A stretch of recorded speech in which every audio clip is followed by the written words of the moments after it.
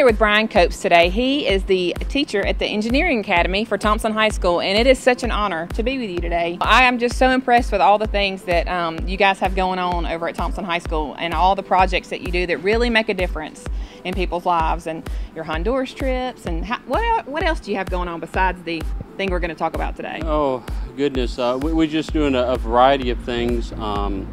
We've been setting up sister schools in Honduras. I'm actually working with schools from across the United States to build container classrooms, where they'll take shipping containers, turn them into classrooms, and then we'll ship those to Honduras. And we're going to build them a vocational school using shipping containers as classrooms there. We're doing the full-size electric car here. We do the electrothon. We just do a variety of things. I try to find things that just excite kids about learning, and then get them involved. Well, you seem to be really good at it because they've done some really great projects. And you guys, this is a teacher. Teachers make a difference, and Mr. Copes is making a difference in the lives of these students and the lives of people all over the world, really. So we can't wait to hear about this project. So tell us what we've got behind us. Well, really what this is a community project.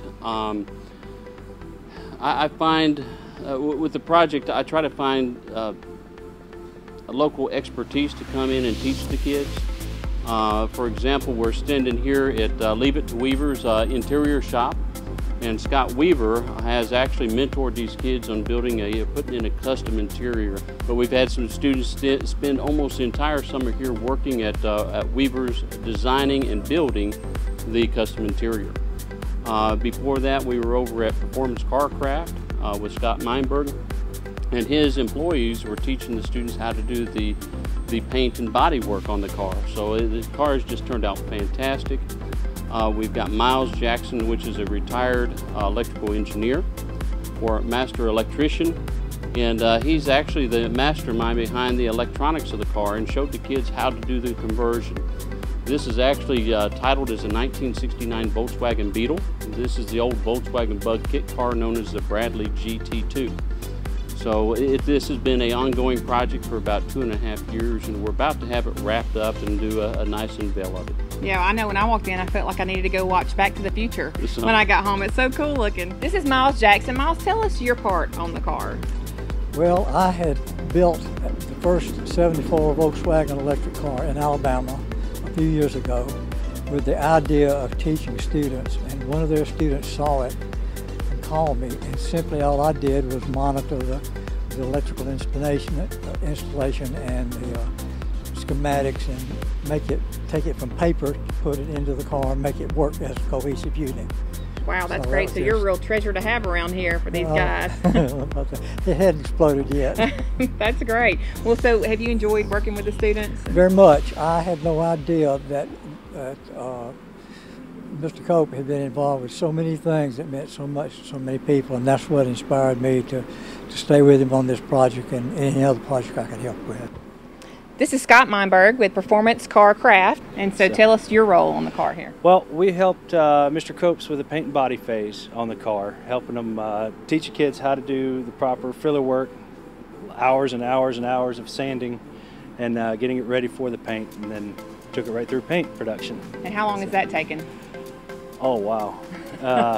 Well, the kids did most of the work, so I don't have the full amount of hours, but I'd estimate it well over 1,000 hours. Wow. So, wow. So how's it been working with the students for you? Oh, fantastic. This is one of 2 projects we partner with Thompson High School on. We've got a pickup truck down at the shop. The students come down to our shop every other week for about 2 hours in the evening, and they work hands-on. They're rebuilding a 54 Studebaker pickup truck right now. So we've been working with Brian in the school for about 3 years now. This is Scott Weaver with Leave It to Weaver Upholstery. I'm so glad that you and your wife contacted us about this project. Tell us your part in the project. Brian Copes had contacted me about possibly helping them, I guess, start on this project on the interior of it. And I told him I wasn't going to help him. And he says, "What?" I said, "No, I want the kids to do it." So that was my #1 thing, is I wanted the kids to be a part of it and learn to actually put their hands on it, actually do the upholstery from the beginning. That's great. And how has that worked out? Oh, it's been awesome. They've learned a lot, I'm sure. They pretty much spent 3 months, the whole summer with me. I think all we lack now is the seats, and we'll be done with the interior side of it. What do you feel like you've learned by working on this project? We've learned a lot from body work to interior, doing sanding on the body work, learning to fill in the low spots, checking for the low spots. There's a lot of stuff we've learned. Well, what about, do you feel like the things that you're learning are things that you can take with you when you graduate? Oh yes, definitely, because Miles has taught us about all the electronics about the car, so in the future we can actually program in our own way. Wow, well, now would you recommend other students taking the Engineering Oh yes, Academy? absolutely. It's a great experience and you learn a lot, and just working with other people and by other professionals, it's a very good experience. Okay guys, tell me your favorite thing on this car. The nice color red.